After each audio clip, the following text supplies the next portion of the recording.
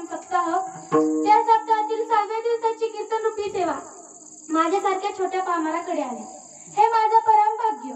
आणि या कीर्तनाला लाभलेले सर्वच गुणीजन मंडळी, टाळकरी, वारकरी, माळकरी, कष्टकरी, सर्वच गुणीजन मंडळी असेल, गोड अशी साऊंड सिस्टम असेल, या सर्वांच्या चरणी नतमस्तक होते आणि सेवेला सुरुवात करते. विठ्ठल.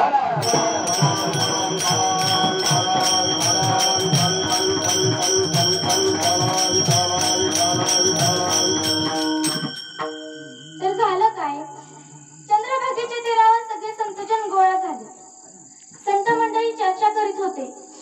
पुराणावर चर्चा चालू होती.